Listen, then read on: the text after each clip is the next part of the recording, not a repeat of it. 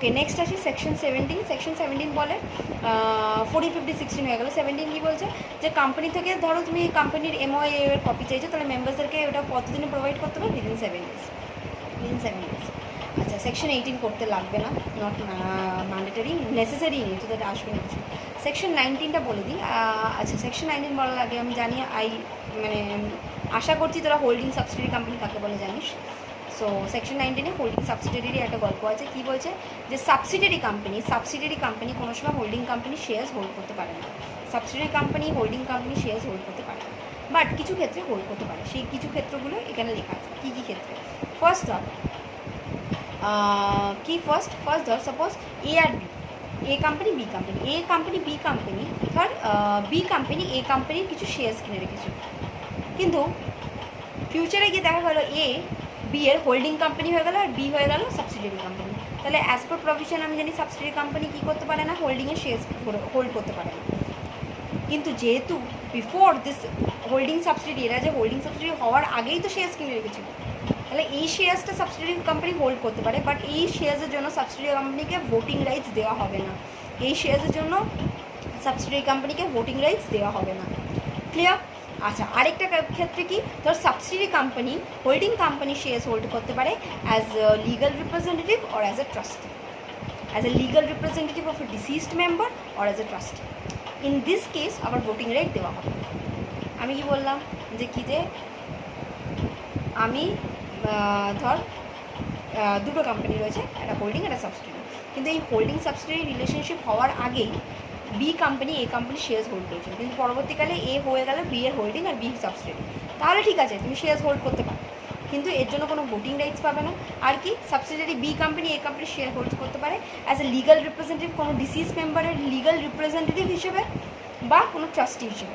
মানে কি, ধর বি কোম্পানিকে কোনো শেয়ার হোল্ডার, এ কোম্পানির কোনো শেয়ার হোল্ডার বি কোম্পানিকে নিজের লিগাল রিপ্রেজেন্টেটিভ হিসেবে বানিয়ে গেছিল।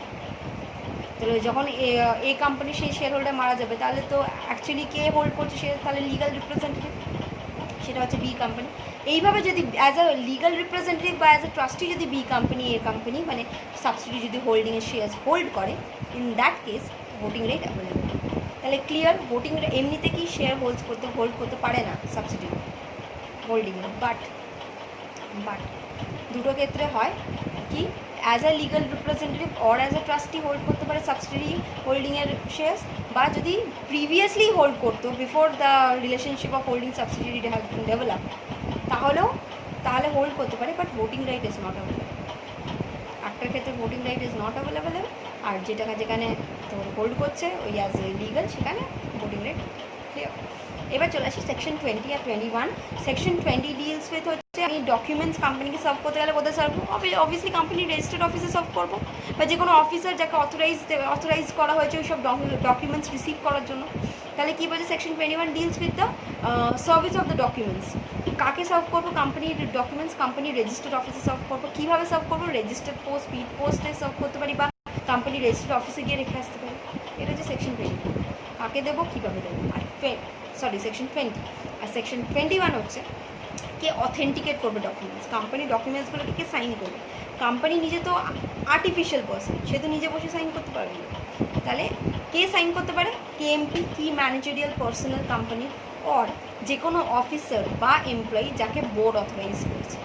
কী বললাম, কে সাইন করতে পারে, কেএমপি বা যে কোনো অফিসার বা এমপ্লয়ি যাকে বোর্ড অথরাইজ করেছে। ক্লিয়ার? নেক্সট সেকশন, তাহলে 20-21 হয়ে গেল। নেক্সট সেকশন চলে আসে 22 বলছে যে সমস্ত বিলস অফ এক্সচেঞ্জ, এই সমস্ত কিছু তো অথরাইজেশন দরকার, সিগনেচার তো দরকার।